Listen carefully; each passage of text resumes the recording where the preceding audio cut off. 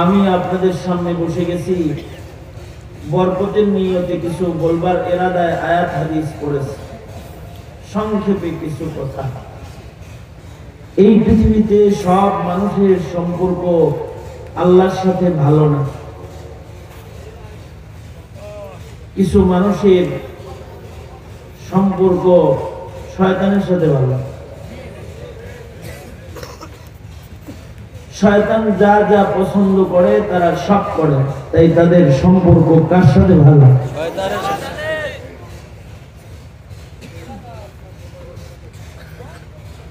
আবার কিছু মানুষের সম্পর্ক তার পরিবারের সাথে ভালো, তার পরিবার তাকে মোহাব্বত করে, ছেলে মেয়ে বিবি এরা ভালোবাসে, কারণ তারা বিবির হক আদায় করে, ছেলে মেয়ের হক আদায় করে, কিন্তু আল্লাহর হক আদায় করে না। আল্লাহর হক নেই। কিছু মানুষ আছে তাদের সাথে দলের সাথে সম্পর্ক ভালো, ধর্মের সাথে ভালো না, আছে না? দলের সাথে খুব খাতির, কিন্তু ধর্মের সাথে সম্পর্ক ভালো না। অথচ কবরে দলের প্রশ্ন করা হবে না, ধর্মের প্রশ্ন হবে। মা দিন, তোমার ধর্ম কি, এটা জিজ্ঞাসা করতে না? হ্যাঁ, জিজ্ঞাসা না। কিন্তু তাদের ধর্মের সাথে সম্পর্ক ভালো না, দলের সাথে ভালো। কারণ কি? তারা দলের কাজ করে, ধর্মের কাজ করে না। দলের জন্য সময় ব্যয় করে, দলের জন্য অর্থ ব্যয় করে, দলের জন্য শ্রম দেয়, রক্ত দেয়, জীবন দেয়, জেলে যায়, জুলুম বরদাস্ত করে।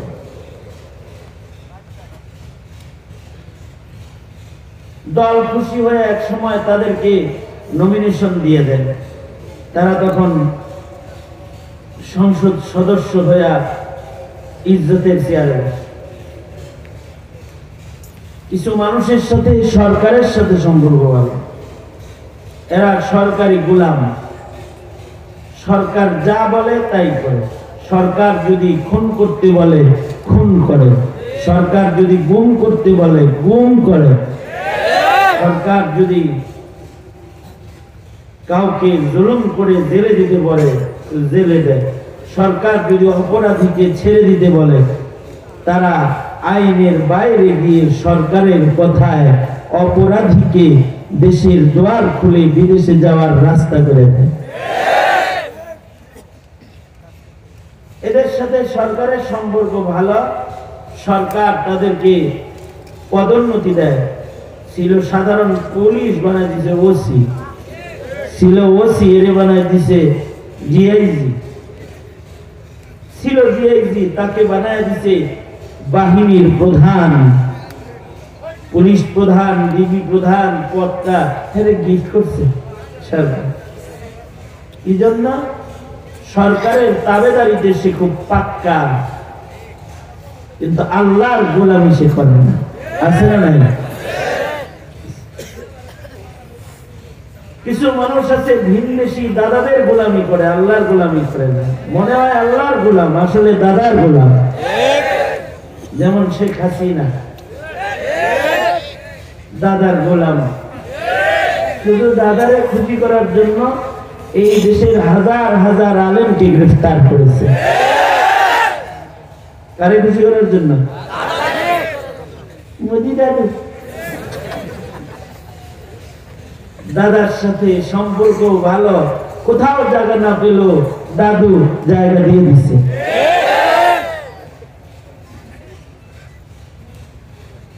কিন্তু এই দেশে কিছু মানুষ আছে জমিনের উপরে যাদের সম্পর্ক আল্লাহর সাথে ভালো।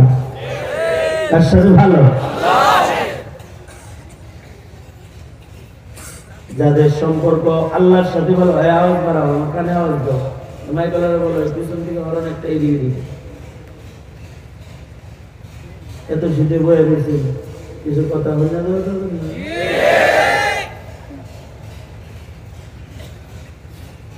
বেশি লম্বা বলার সুযোগ নেই, আমি তো কথা বলে গেছি, এই অল্প অল্প বলাই আমার জন্য ডাক্তারি বিধান, বেশি বড় করে বলা ঠিক না আমার জন্য। তারপরে অনেক রাত্রে বসছেন, যেহেতু দুই চারটা উচিত কথা শুনবেন, উচিত কথারও তো জমিনে একটা তাসির আছে না? জমিনে কিছু উচিত কথা হইলে জমিনের উপরে রহমত ঝরে, বরকত পড়ে। আল্লাহু আকবার। উচিত কথার একটা দাম আছে।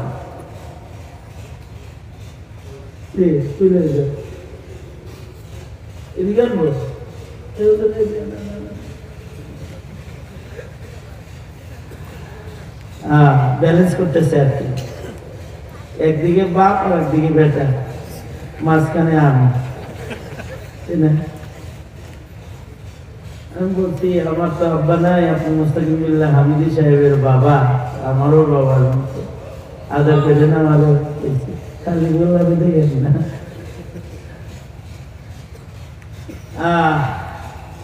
হাত তুলেন, সিটে ধরছে, হ্যাঁ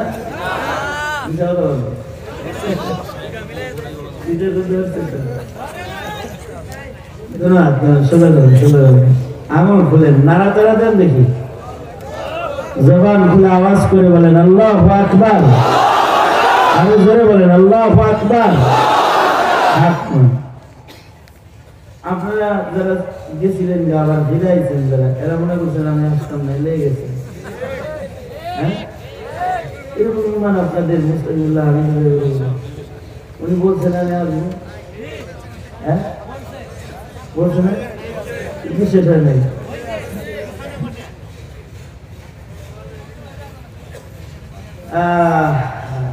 আপনারা যাইতেছেন দেখা আমি আবার ঘরে না বসে স্টেজে এসে বসছি, যে কিছু সময় আমি দি ভাই বয়ানও শুনি, আপনাদের একটু পাহারা দিই,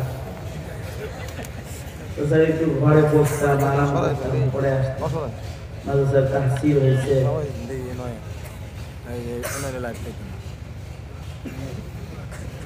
যাই হোক, যা বলতেছিলাম সেই দিকে চলে যাবে। কিছু মানুষের সম্পর্ক আল্লাহর সাথে ভালো, কার সাথে ভালো? আল্লাহর সাথে। কার সম্পর্ক ভালো? যে আওয়ামী লীগ করে, বিএনপি করে, জাতীয় পার্টি করে। আল্লাহর সাথে মুমিনের সম্পর্ক ভালো, যাদের মুখে আছে লা ইলাহা ইল্লাল্লাহ মুহাম্মাদুর রাসূলুল্লাহ, অর্থাৎ যাদের হৃদয়ে আছে ঈমান,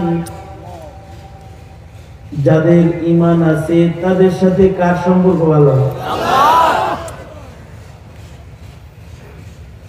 যাদের ঈমান আছে তাদের আল্লাহ তাআলা ভালোবাসেন।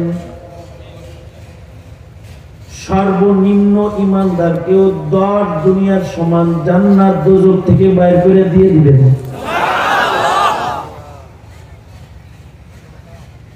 আর আল্লাহর রাসূল বলেছেন ঈমানদার বান্দাকে আল্লাহ তাআলা বাহানায় বাহানায় বাহানায় বাহানায় দোজখ থেকে মুক্তি দিবেন।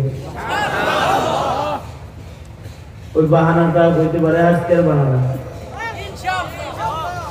যদি কুকুরে পানি পান করানোর বাহানায় যদি দোজখ থেকে জানিকে মুক্তি দেওয়া যায়, জিরালকে লেপের নিচে শোয়ানোর কারণে যদি আল্লাহ বাহানা করে বান্দারে মাফ করতে পারে, কোন বান্দার দোষ গোপন করছে এ কারণে যদি আল্লাহ বান্দার দোষ গোপন করে দিতে পারে, কেউ বান্দার দোষ গোপন করেছে, হাসরে আল্লাহ তারে ডাইকা বলবে আয় এদিকে আয়, কাছে আসবে তো বলবে কি এত গুনাহ করছিলি কেন? বলবে আল্লাহ মাফ চাই। ঠিক আছে, মাফ যেহেতু চাইছে, আমার একটা নাম আছে সত্তার, আমার ওই নাম দিয়ে তোর সব গুনাহ ঢাইকা দিলাম। বান্দার গুনাহ ডাকছে, আল্লাহ তার গুনাহ দেখে দিবে। মহান আল্লাহ ওইটাকে ওসিলা বানায় তাকে জান্নাত দান করবে। দুনিয়াতে ওয়াজ শুনছে কিন্তু আল্লাহর হুকুম মানে নাই, কিন্তু মানবো ভাব হয়েছিল। আল্লাহর হুকুমের একটা দাম আছে তার কাছে, এটাকেও আল্লাহ তাআলা ওসিলা বানাবে। আর এক হাদিসে আছে আল্লাহ তাআলা দুইজনে বলবেন আয় যা দোজখে যা, দুজন দোজখে যাইতে থাকবে, গুনাহ বেশি। আল্লাহ তাআলা বাহানা করে দুজনে দোজখে না ফেলে জান্নাতে পাঠায় দেয়। একজনে বলবে আয় দোজখে যাইতে কইছি, দোজখে না যাবি, আমার দিকে তাকাস কেন? সে বলবে আল্লাহ আলেমদের মুখে শুনছি তুমি মহান দয়ালু মালিক, দোজখে যাইতে বলছো যাই, কিন্তু তোমার দয়া পাওয়ার আশায় তোমার দিকে ফিরা চাই। আল্লাহ বলবেন যা, আমার দয়ার উপরে তোর বিশ্বাস আছে, যা তোরে দয়া করলাম। আবার আর একজনকে বলবে আয় তুই পেছনে তাকাস না কেন, আমার দয়ার উপরে তোর ঈমান নাই? বান্দা বলবে আল্লাহ তোমার একটা হুকুমও মানি নাই দুনিয়ায়, আজকে একটা হুকুম করছো দোজখে যা, তোমার এই হুকুমটা আজকে পালন করার জন্য দোজখে যাইতেছে। আল্লাহ বলবেন আমার হুকুমের দাম তোর কাছে আছে, যা তোরাও মাফ করে দিলাম। আল্লাহ তো আমাদের জান্নাতে যাওয়ার জন্য উসিলায় জান্নাত দিবে আমাদের। হইতে পারে এটা উসিলা যে শীতের ভিতরে আমার সন্তুষ্টির জন্য গানে তো পেয়েছিলেন না, ওয়াজেই তো পেয়েছিলেন আল্লাহরে খুশি করার জন্য। আল্লাহ বলবেন যা, আমার খুশি কষ্ট করে তালাশ করছিলি, খুশি হয়ে গেছি, যা মাফ করে দিলাম, জায়গা।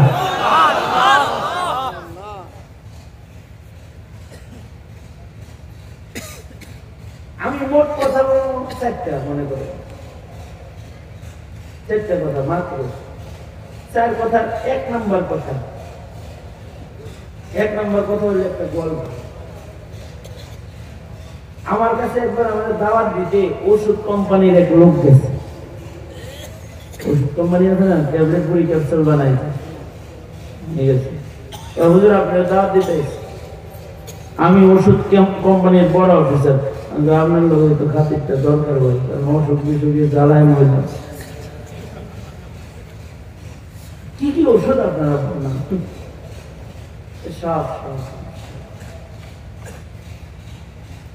আমাদের ঘরেও প্রায় সব রোগী আছে, ডায়াবেটিস, জ্বর, ঠান্ডা কাশি লেগে আছে, বিষ ব্যথা, কোষ্ঠকাঠিন্য, কত কিছু আছে, এগুলো সব আছে ওষুধ।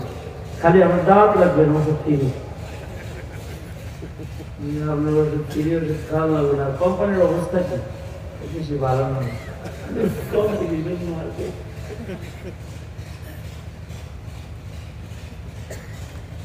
আমি আপনার কোম্পানিকে একটা অ্যাডভাইস করতে চাই বিনামূল্যে।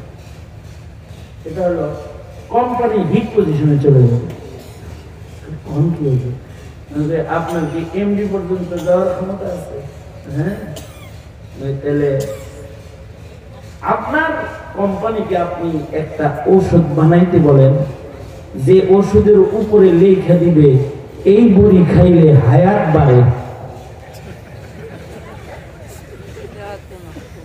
এই গ্যাস্ট্রিক ম্যাস্ট্রিক কষা মশা এগুলো লেখলে কেন লিখতে হইব কি?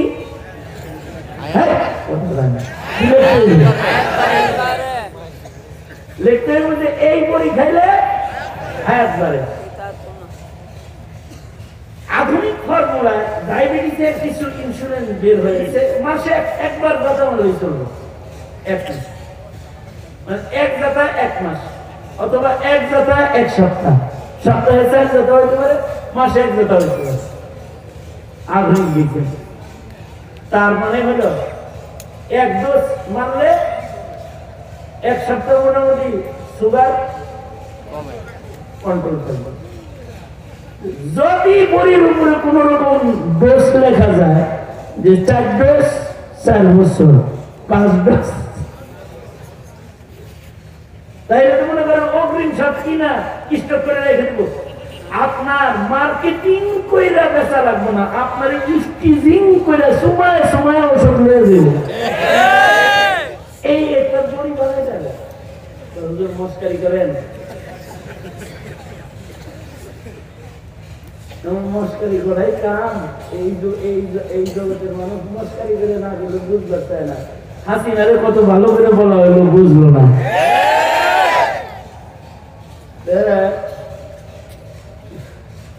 এটা তো হবে না হুজুর, এই নিয়ে খাও কথা বলুন। আমি কই দেখেন, আপনি এমন কোম্পানির চাকরি করেন যেই কোম্পানিতে হায়ার করি নাই, কিন্তু আমি এমন নবীর উম্মত যেই নবীর ফার্মেসিতে হায়ার বইও আছে। নবীর সুন্নতের ফার্মেসিতে হায়ার বই আছে, হায়ার বই।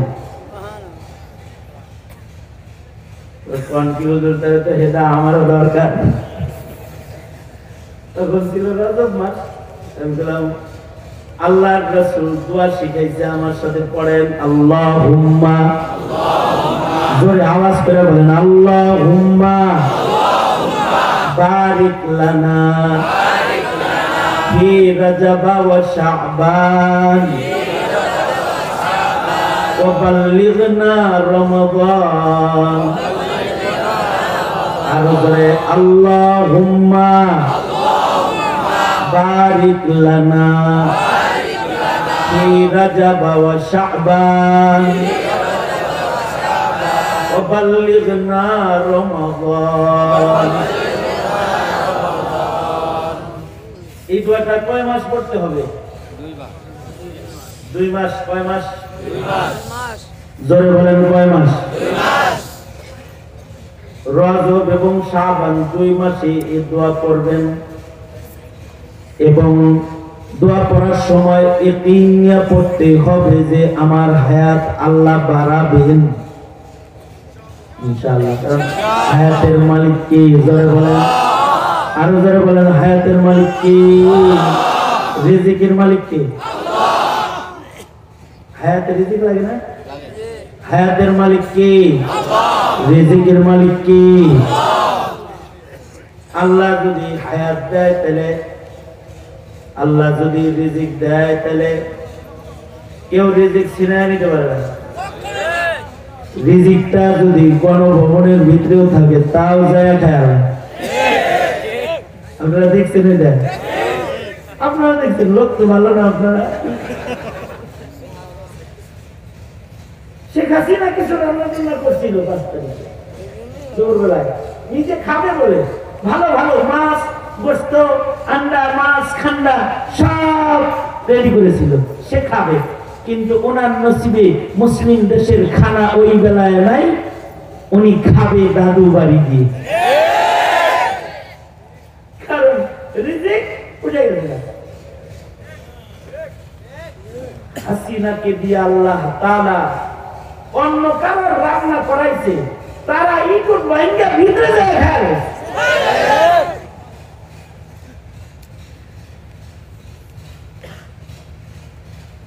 ওরকম রিজকের মালিক আল্লাহ, হায়াতের মালিক কে? জোরে বলেন আল্লাহ। যদি কাউকে পালে তাহলে আগুনের ভিতরেও পালে। ইব্রাহিম আলাইহিস সালাম। আল্লাহ যদি কাউকে পালে তাহলে মাছের পেটও পালে। আল্লাহ যদি কাউকে পালে আসমানেও পালে। কে? জোরে বলেন কে? এই হায়াত কার দান? দোয়া আমরা করি কার কাছে? জোরে বলেন কার কাছে? আল্লাহ হায়াত দিতে পারে কি পারে না? জোরে বলেন পারে কি পারে না? আল্লাহর কাছে যদি বান্দা দোয়া করে হায়াত চায় যে আল্লাহ আমার এই রমজান পর্যন্ত পৌঁছায় দেন, আমি রোজা রাখবো, আমি লাইলাতুল কদরের গোলামি করব, রমজান আর লাইলাতুল কদর গোলামি করার জন্য কেউ যদি চায় তাহলে আল্লাহ তার হায়াত বাড়ায়। প্রমাণ হইল ঈসা আলাইহিস সালাম। দলিল হলো ঈসা আলাইহিস সালাম নিজে। কারণ ঈসা আলাইহিস সালাম রমজান ও লাইলাতুল কদরের খবর শোনার পরে এটা পাওয়ার লেগে পাগল হয়ে গেছে। আল্লাহ বলে দুনিয়াতে একদিন রাখা যাবে না তোমারে, তাহলে আকাশে আমার কাছে আসো, শেষ দিকে তোমার এইগুলোর জন্য জমিনে পাঠিয়ে দিব। আল্লাহু আকবার।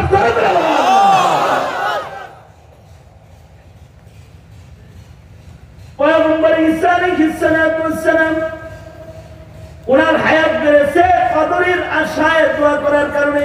রাসূল বলে উম্মত রমাদানে লাইলাতুল কদর আছে, সুতরাং রজব শাবান 2 মাসে তোমরা দোয়া করবা, আল্লাহুম্মা বারিক লানা ফি রজবা ওয়া শাবান ওয়া বাল্লিগনা রমাদান।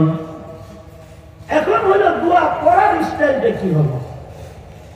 রজব মাস তো করবো 2 মাস লাগায়, কিন্তু শাবান মাসে কি বলবো? শাবান মাসে কি বলবো? এইটা আল্লাহুম্মা বারিক লানা ফি শাবান ওয়া বাল্লিগনা রমাদান এভাবে আমি করতাম আগে। পরে আমার এক উস্তাদ আমার কানে ধরে এটা সহি করে দিয়েছে এইভাবে যে রজবে যেমনি করতাম শাবানে তেমনি করবা। কারণ এখন রজব শাবান পাশাপাশি আছে, শাবানে যখন করবা তখন আরেকটা রজব তোমার সামনে আছে, তখন তোমার দোয়া হবে 1 বছর হায়াত বাড়ার দোয়া। কারণ সামনে রজব পর্যন্ত লাগাই দিছে, তো এই রজবে যে আবার আরেকটা পরীক্ষা লাগে। এখন বলবেন তাহলে তো হুজুর মরা করা লাগবে না, তাহলে না বরং আইলে অসুবিধা নাই। দোয়ার বরকতে এখন দোয়া করছি, কাল যদি মরেও যাই তাহলে এই উম্মতের আল্লাহর কাছে এত দাম। এরা যে ইবাদতের আশায় দোয়া করে মরে গেছে, দোয়ার কারণে নামায়ে আমালের ভেতরে আগামী টোটাল রমজান ইবাদতের নিয়ত করে দোয়া করার কারণে মহান আল্লাহ তাকে এমনিতেই মহান আল্লাহ নিয়তের বরকতে আলাদা সব তাকে দান করবে। হাসান বসরি রাহমাতুল্লাহ আলাইহি বলেছেন, কাল হাসান, হাসান বসরি বলেন এই উম্মতকে আল্লাহ তাআলা আশ্চর্য 2টি জিনিস দান করেছে। কয়টা জিনিস মুখস্থ করেন? কয়টা? নাম্বার 1 নিয়ত। নাম্বার 1 কি বললাম? জোরে বলেন। নিয়ত। নিয়তের অলৌকিকত্ব হলো নিয়ত করলেই সব পাওয়া যায়। কাজ করুক আর করতে পারুক আর যদি করতে পারে তাইলে আল্লাহ তাআলা তাকে 10 গুণ সওয়াব দান করেন। আর যদি নিয়ত করছে কিন্তু তার আগে মরছে তাহলে কমাস কম একটা সওয়াব তাকে দান করে। তার মানে নিয়ত এমন অলৌকিক বস্তু, এইটার কারণে অস্তিত্বহীন বস্তু অস্তিত্বে পরিণত হয়। যেটা এখনো করে নাই ওইটার সব ডান পাশে আমলনামায় জমা হয়। আর আরেকটা আশ্চর্য জিনিসের নাম হলো তওবা। কেউ যদি তওবা করে আল্লাহ তাআলা যে গুনাহটার অস্তিত্ব বাম পাশে আছে 60 বছরের গুনাহ, এখন তওবা করেছে, মহান আল্লাহ গুনাহগুলোকে তওবার সাথে সাথে বাম পাশ থেকে বাইর করে ফেলায় এবং গুনাহগুলোকে নেকি দিয়া বদলায় ডান পাশে ঢুকায় দেয়। আল্লাহু আকবার। শুধুই মাত্র গুনাহ বাইর করে নেকির পাল্লায় ঢুকায় তা না, এই গুনাহগুলো যে ফেরেশতারা লিখেছে এই ফেরেশতার মাথা থেকেও সাক্ষী দেওয়ার শক্তি আল্লাহ ভুলায় দেয়। ময়দানে মাশারে সেও করবে আল্লাহ এত মাসুম বাচ্চার মতো জীবনে কোনদিন গুনাহ করে নাই। এইরকম একটা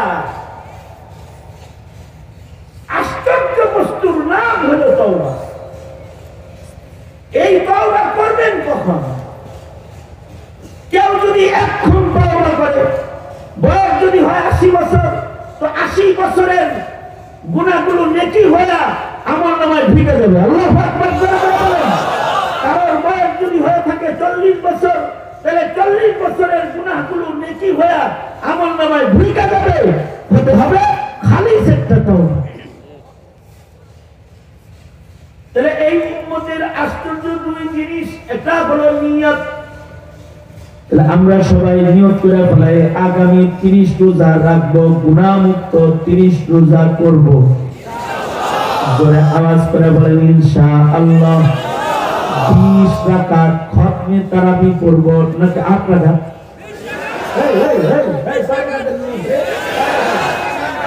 যদি 8 রাকাতের নিয়ত করে মরস তাহলে 8 রাকাতের সওয়াব পাবো।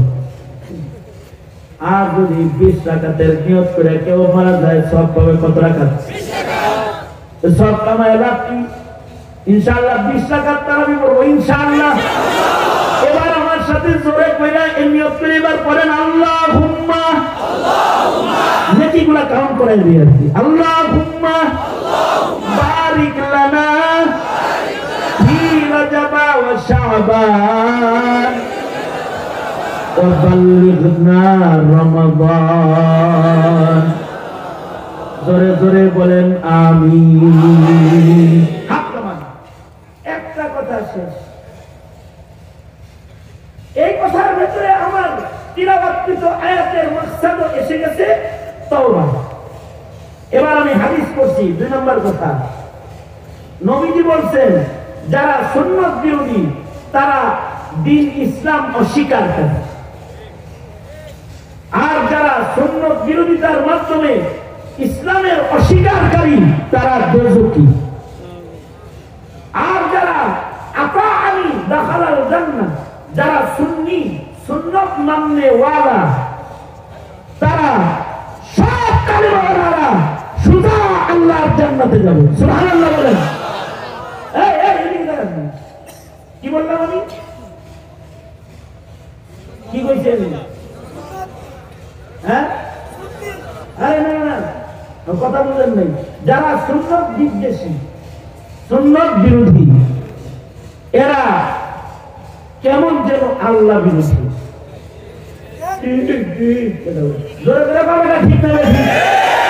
যারা সুন্নাত বিরোধী তারা কেমন যেন আল্লাহ বিরোধী।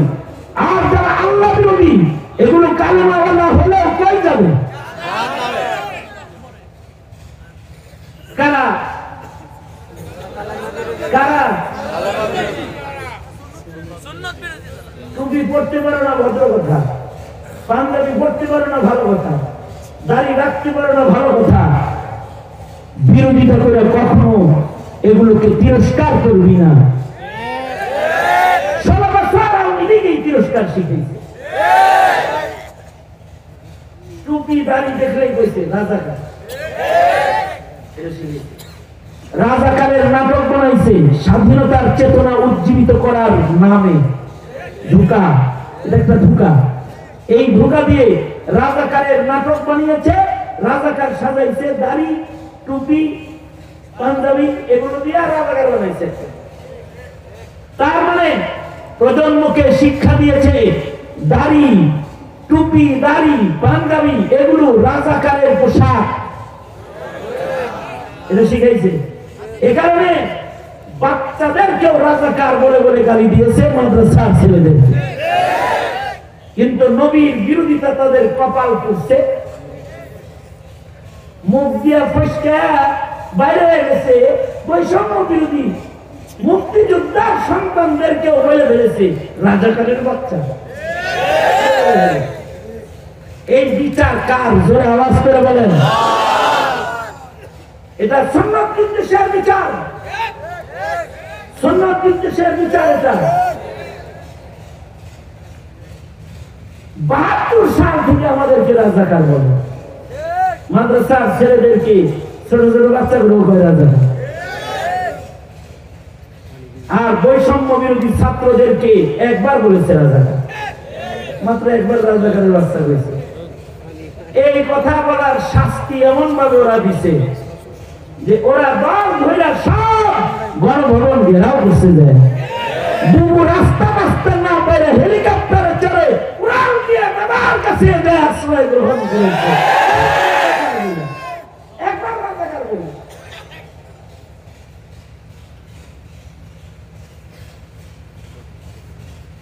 সন্তানকে সুন্নত চিনান, সুন্নত চিনান, টুপির মর্যাদা চিনান। ওই পিতা অযোগ্য পিতা যে তার সন্তানকে রাসূল চিনায় না। ওই পিতা অযোগ্য পিতা যে তার সন্তানকে আল্লাহ চিনায় না।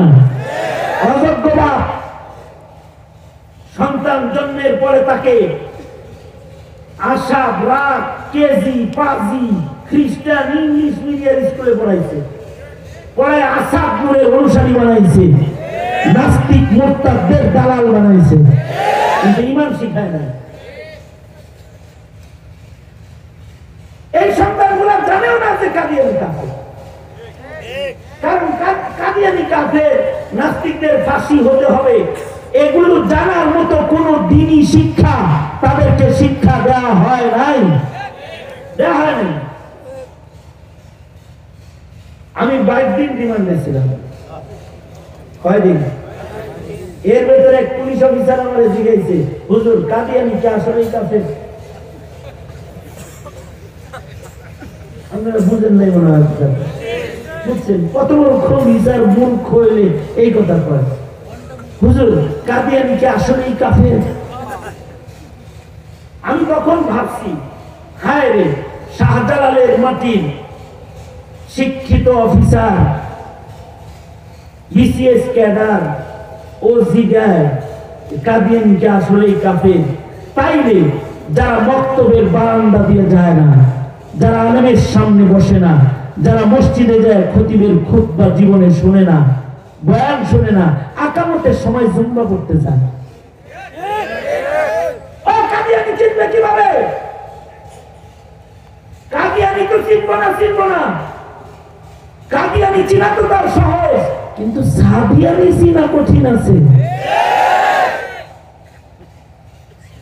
সাদিয়ানিরা এমন আকীদা ঢুকায় দিবে, আমি মানতে যায় যদি আলেম মারা লাগে মারো, যে বাইরে ইস্তেমায় ঢুকে মারাল, এই জিনিস শিখাই দিন। জঙ্গে জামাল আর জঙ্গে সিফিনের চিত্র আঁকবে। এই আপনি যে আপনার সন্তানকে কিছু না শিখান যদি, তাহলে আপনি আদর্শ পিতা না। দেখেন, আদর্শ পিতা যারা, তারা সন্তানের চিন্তা আগে করে। ইব্রাহিম আলাইহিস সালাম আদর্শ পিতা, মুসলিম জাতির পিতা। কাবা ঘরের দেয়াল উঠায়া আগে সন্তানের চিন্তায় হাত করেছে।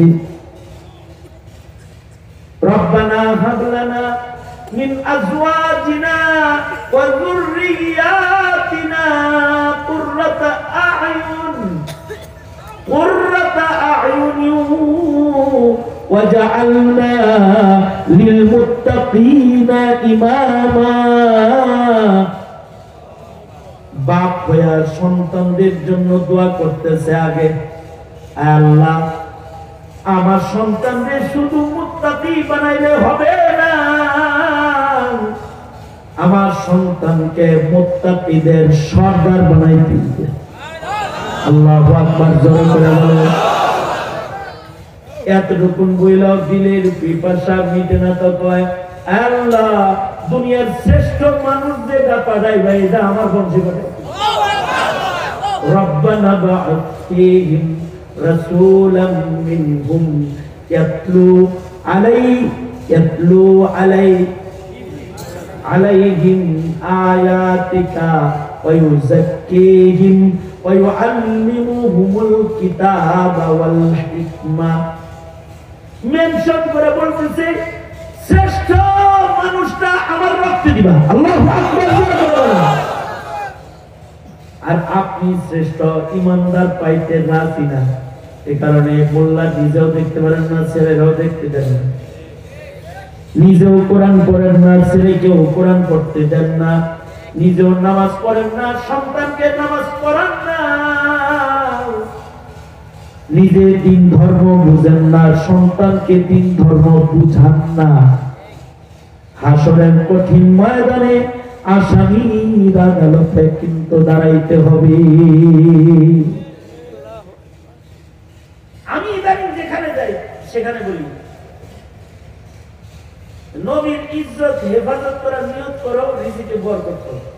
আমি কই কি তুমি আল্লাহরে কও, আল্লাহ তুমি আমার একটা বাড়ি করার তৌফিক দাও, পাকা বাড়ি।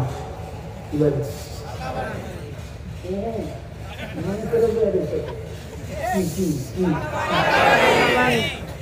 একটা ফাউন্ডেশন ওলা ভালো একটা বাড়ি করার টাকা আমাদের দাও আল্লাহ। কি করবো আমি আল্লাহ জানো? আমি যদি তুমি বাড়িটা করার তৌফিক দাও তাহলে বাড়ির গেটে খোদাই করে আমি স্বর্ণাক্ষরে লিখে দিব কাদিয়ানীরা কাফের। এটা লিখে দিব। আমি বললাম এটা তোমার সম্পদে বরকত হওয়ার একটা তাবিজের মতো। নিয়ত করে দাও, তোমার বাড়িতে রিজিকে বরকত শুরু হইবে। কারণ তুমি আল্লাহর হাবিবের ইজ্জতের হেফাজত করার নিয়ত করবা, সবচেয়ে বড় কথা।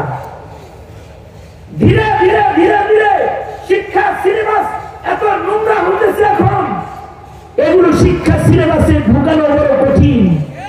অনেক রক্ত লাগবে ঢুকাইতে, সহজে ঢুকানো যাবে না। কিন্তু যদি খুদাই করে বিল্ডিং এর গেটে লিখে দিতে পারেন, বিল্ডিংটার মেয়াদ কমপক্ষে 50-60 বছর। এই এতদিন এই বিল্ডিং এ যত মুসলমানের আনা গুণা হইব, আর আপনার নাতিপুতিরা যারা মেয়ের বাড়ি থেকে আপনার বাড়ি আইব, আপনার ছেলের ঘরে যত নাতিপুতি হইব, এই স্কুলে না পড়লেও দাদার খুদাই করা লেখা দেখে চিনে ফেলবে কাদিয়ানীরা বেঈমান কাফের। সম্পর্ক নাই, এটা শিখবে। এটা আমি বলি লিখে দিবেন। তোমার এই লেখাটা একটা স্কুল। আপনি 5 তলা বাড়ি করেন, ভাড়া নিয়ে তারা ভালো করে লিখবেন। কারণ হইল এই লেখাটা থাকলে কমাস কম কোনো কাদিয়ানি ভাড়া দিয়ে উঠবো না।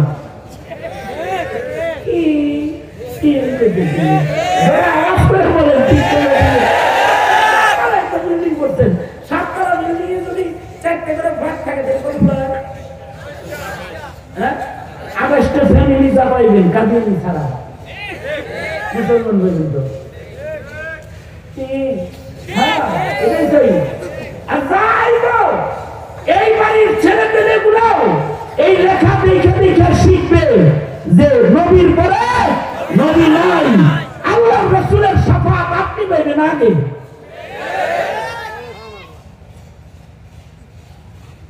কৌশলে কৌশলে কিছু ইমানি কাম করে। এই যুবকরা 10 জন 20 জনে মিলা স্টিকার বানান। কারা কারা স্টিকার বানাবি তোরা? দরজায় দরজায় লাগাই দিবি কাদিয়ানী কাফের।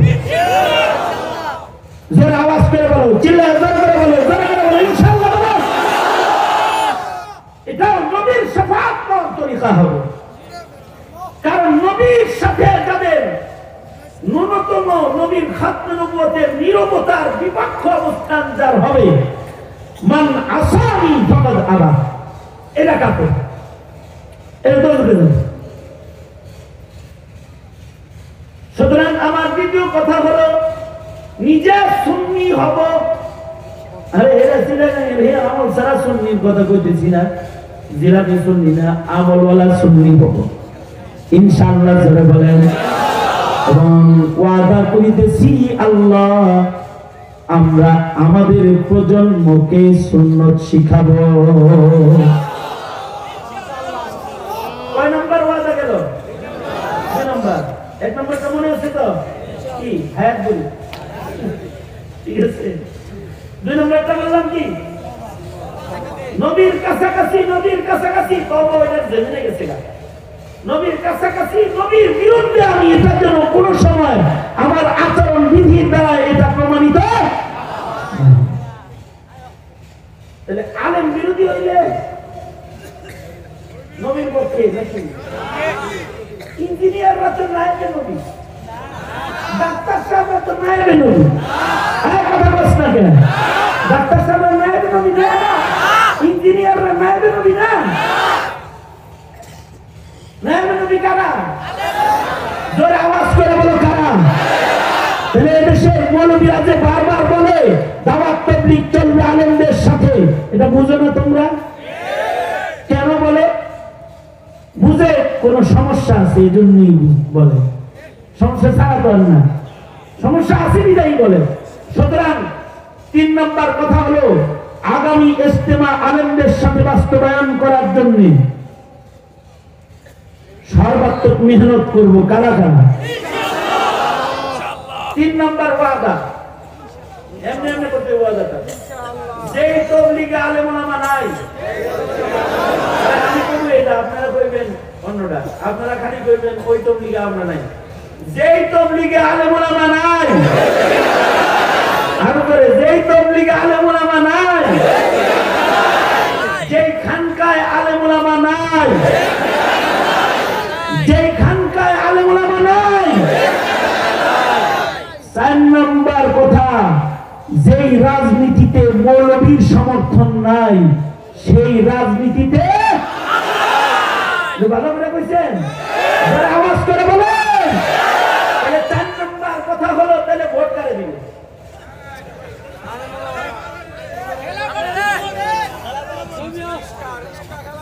আমি মার্কা বলতে বলি না, আমি বলবো ভোট তাকে দিবেন যে আপনার সন্তানের ঈমান রক্ষার নির্বাচনী এজেন্ডা দিবে, নির্বাচনী ইশতেহারে যে বলবে যে কাদিয়ানী কাফের, কাফের ঘোষণা করতে হবে, আমরা আপনাদের নিয়ে আন্দোলন করব, যে বলবে নাস্তিক মুরতাদের বিচার এদেশে হওয়ার জন্য আমি জীবন বিতরণ করব, যে বলবে হে জাতি তোমাদের ধর্ম শিক্ষা নিশ্চিত করে আমি তোমাদের সন্তানদের ঈমান বাঁচানোর মেহনত করব, ভোট কেবলমাত্র তাকেই দেওয়া যাবে হিন্দুত্ববাদ প্রতিষ্ঠাকারী ইহুদ নাসারা দালালকে সিল মারবি না, পারবি না তোরা।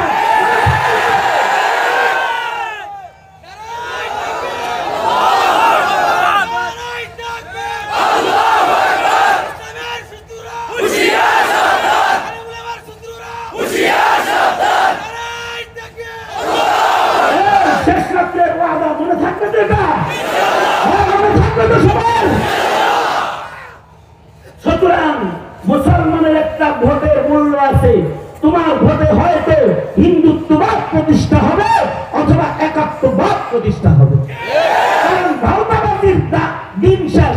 এখন কোরআন সুন্নাহর, কোরআন সুন্নাহর, আমাদের কোরআন সুন্নাহর কথা সোজা সাপটা। উলামায়ে কেরাম ডাক দিলে মাথায় কাফন করে বেরিয়ে যাইতে প্রস্তুত আছো তো ইনশাআল্লাহ? এ পর্যন্তই গভীর রাতের কথাবার্তা যা বলছি এগুলো আমল করার তৌফিক আল্লাহ সবাইকে দান করুন, এই কামনা করছি। হজমাকে আল্লাহ তাআলা কবুল করুন।